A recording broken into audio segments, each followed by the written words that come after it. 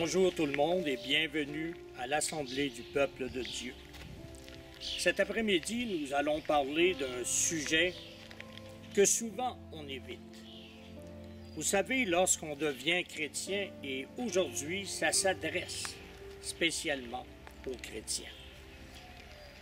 Lorsqu'on devient chrétien, on se demande souvent ce que l'on a à faire, ce que Dieu veut que nous fassions. Mais dans le livre de Matthieu 28, à partir du chapitre 18, il est dit, et c'est Jésus qui le dit, « Allez de par le monde et faites de toutes les nations des disciples. » Donc c'est un commandement qu'il nous donne. Allez de par le monde et faites de toutes les nations des disciples. Mais alors, de quelle façon qu'on peut se prendre pour faire de toutes les nations des disciples?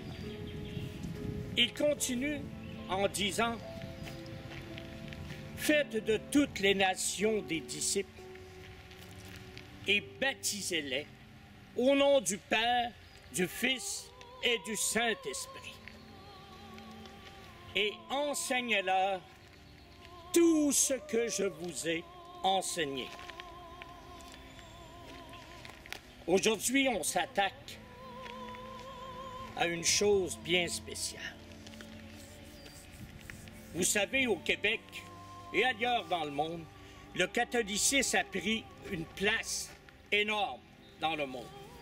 Il a conduit le monde pendant des siècles et des siècles. Le catholicisme a emmené des erreurs. Et une des plus grandes erreurs, il s'est servi au nom du Père, du Fils et du Saint-Esprit pour en faire 3 personnes.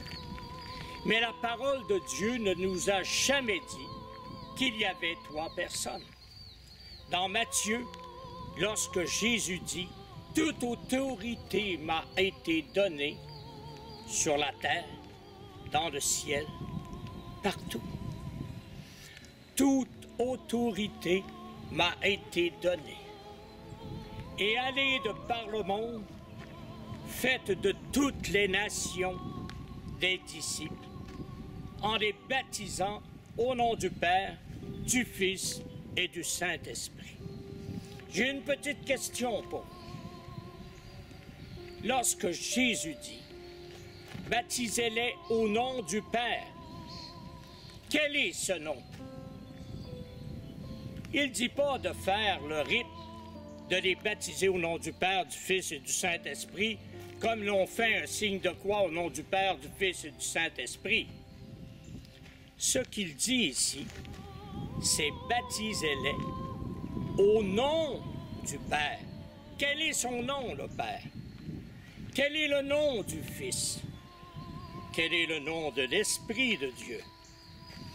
Si on va dans le livre d'Ésaïe, au chapitre 9, les versets 5 et 6, il est dit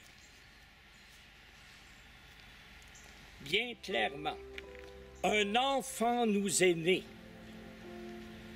on l'appellera Emmanuel, Dieu avec nous, Père éternel, Dieu tout-puissant, Prince de la paix, admirable. » De qui est-ce qu'on parle? N'est-ce pas de Jésus qu'on parle ici? Et pourtant, on dit, on l'appellera Père éternel, Dieu tout-puissant, Prince de la paix. Mais si c'est Jésus qu'on appelle ainsi, au nom de qui je dois baptiser? Il faut regarder dans le livre de Matthieu 28, 18, lorsqu'il dit « Baptisez-les au nom du Père », c'est au singulier. On parle de la même personne. Dans le livre de Jean, on dit « Dieu s'est fait chair ». La parole était Dieu. La parole était avec Dieu et la parole était Dieu. Ce qui veut dire que Jésus sur la terre était Dieu. Non. Mais que Jésus sur la terre était le Fils de Dieu, oui. Et là, tout le monde se mélange. Pourquoi? Parce qu'on n'a pas compris le message d'Isaïe, la prophétie qu'il a eue. Et pourtant, dans Jean, ça dit, la parole s'est fait Dieu et la parole était Dieu. Jésus était Dieu, mais lorsqu'il s'est fait chair, il n'est plus Dieu. Il est 100% homme. Donc, il a une relation directe avec Dieu parce qu'il est né de l'Esprit et d'une femme. Mais Jésus n'est pas le fils d'un homme. Il n'est pas le fils de Joseph, le charpentier.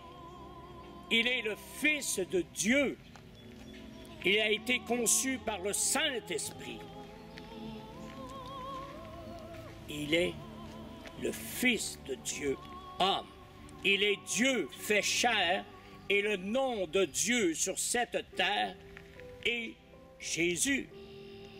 Si l'on va dans les Actes des Apôtres, au chapitre 2, verset 37, on lui demande, après qu'on ait entendu les apôtres prier dans des langues de toutes sortes, les gens viennent à Pierre et disent, « Que ferons-nous? » Et l'apôtre Pierre répond, « Premièrement, repentez-vous. » C'est la première chose que l'on doit faire en tant qu'enfant de Dieu. Et me repentir, c'est pas la petite prière que l'on fait faire en disant « Répète après moi ». C'est pas ça, se repentir. L'apôtre Paul dit dans Romains, « Si tu confesses de ta bouche le Seigneur Jésus et tu reconnais que Dieu l'a ressuscité d'entre les morts, tu seras sauvé. » Et non pas « tu es sauvé ». Hein, on fait faire une petite prière et tu es sauvé. Foutaise. Ce n'est pas cela qui sauve. Mais c'est si tu reconnais vraiment le Seigneur Jésus, si tu le confesses de ta bouche, confesser de ta bouche, ça veut dire que tu en parles au monde. Ça veut dire que tu fais ce que Jésus t'a demandé dans Matthieu, allez de par le monde et faites de toutes les nations des disciples. Mais l'apôtre Pierre continue en disant, « Soyez baptisés au nom de Jésus-Christ. » Il ne dit pas au nom du Père, du Fils et du Saint-Esprit, parce que l'Esprit de Dieu lui a révélé que le Père, le Fils et le Saint-Esprit, c'était la seule et même personne. Il n'y a qu'une seule personne. Dieu est esprit. Il n'est pas chair. Mais en Jésus, il s'est fait chair. Il dit, « Repentez-vous et que chacun de vous soit baptisé au nom de Jésus-Christ. » Et là, il y a une raison. Et cette raison-là est la plus importante. Pour le pardon de vos péchés. Alors, pour le pardon de vos péchés, de mes péchés, de vos péchés à tous. C'est la raison pour laquelle je dois me faire baptiser. Je ne dois pas me faire baptiser juste parce que c'est une coutume. Mais c'est là, lorsque je vais me faire baptiser devant d'autres personnes, là, j'ai décidé de suivre Jésus. Et lorsque j'ai décidé de le suivre, alors me faisant baptiser au nom de Jésus-Christ, mes fautes, mes péchés sont pardonnés. Et par la suite, il dit, je vous donnerai. Nous recevrons par la suite le baptême de l'Esprit. Qu'est-ce que le baptême de l'Esprit? C'est l'Esprit de Dieu, l'Esprit de Jésus qui entre en moi et qui me transforme, qui me guide, qui me console, qui me fait réfléchir, qui me révèle la parole de Dieu, qui me fait connaître la parole de Dieu. Et cela, ça vient avec le baptême dans l'eau, au nom de Jésus. Vous savez, si je fais un chèque, moi, là, puis je marque au nom de mon père, au nom de mon fils, mais j'arrive à la banque, ça ne marchera pas. Ça ne fonctionnera pas. J'en suis convaincu. Mon épouse travaille dans un institut financier et jamais elle n'accepterait un chèque fait au nom du père d'une personne. Il faut qu'il y ait un nom, que ce soit Arthur, Francis, Victor, il faut qu'il y ait un nom. Et le nom de Dieu sur cette terre est Jésus-Christ. C'est le nom qu'on lui a donné. Si vous voulez aller voir encore plus loin, si on va voir dans le livre d'Hébreux, au 5e chapitre, il est dit qu'il a été donné à Jésus tout pouvoir. Par qui? Sous l'ordre de Melchisédek. Qui était Melchisédek? Il n'a eu ni commencement ni fin, Melchisédek. Jésus a eu un commencement. Il a eu une fin. Il est l'alpha et l'oméga, le commencement et la fin. Mais Melchisédek n'a ni commencement ni fin. Mais il n'a pas de nom non plus. Pour beaucoup de gens, il est méconnu. Jésus est venu pourtant sous son ordre.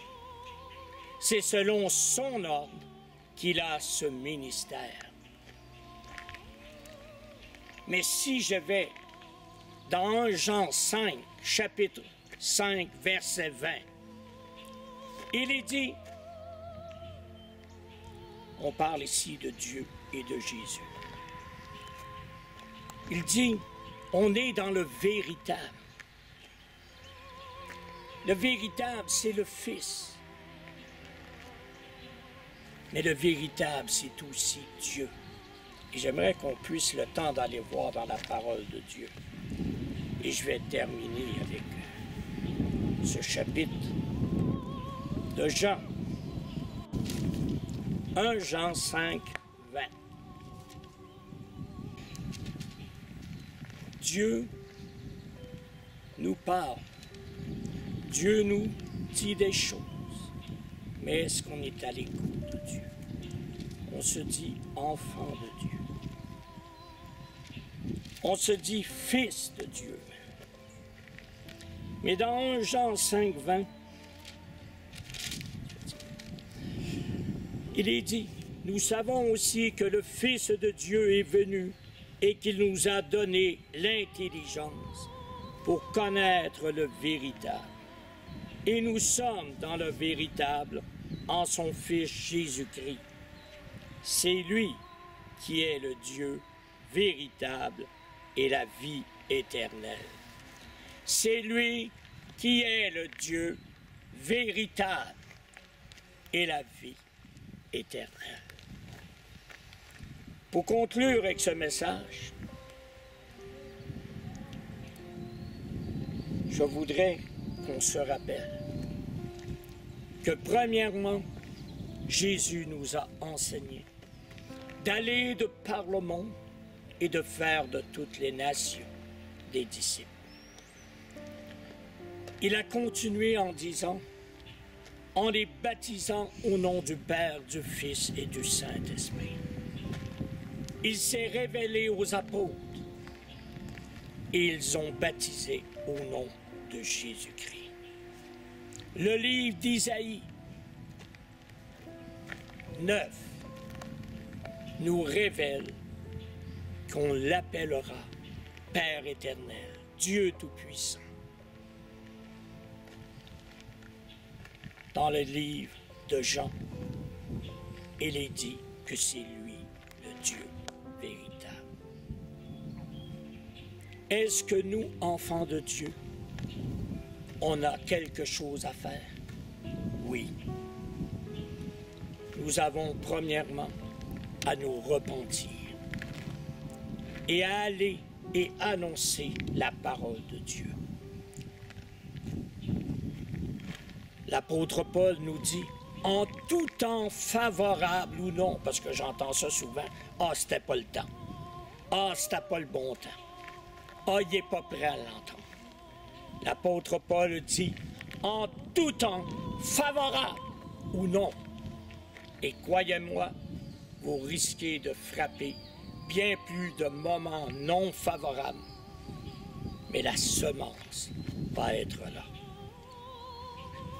Accomplir la volonté de Dieu. Aller de par le monde et de faire de toutes les nations des disciples en les baptisant au nom de Jésus-Christ de Nazareth. Pourquoi? Pour le pardon de leurs péchés, de vos péchés, de mes péchés. Et je recevrai ce cadeau du ciel, qui est la puissance de Dieu en moi. Et c'est une expérience extraordinaire. C'est une puissance qui nous donne le goût d'aller et de prêcher la parole. Frères et sœurs,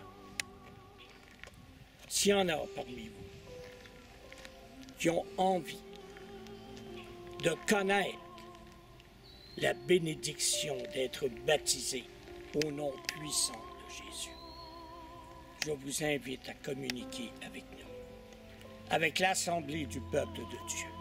Et nous le ferons avec un grand plaisir. Si vous avez besoin d'enseignement, si vous avez besoin d'informations, si vous avez des questions, si moi je ne suis pas capable de répondre, je sais que l'Esprit de Dieu peut le faire. Communiquez avec nous. Nous sommes là pour répondre à vos questions. Pas pour faire des discussions vaines, pas pour apporter des choses qui ne sont pas bibliques.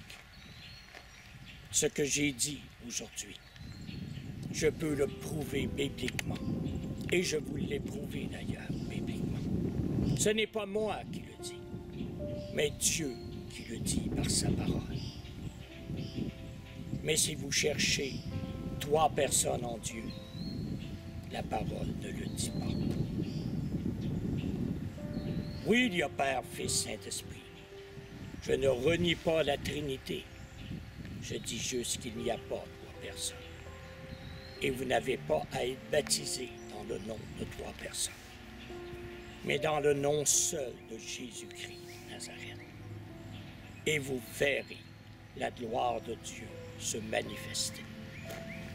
Au revoir et que Dieu vous bénisse cette semaine. Amen.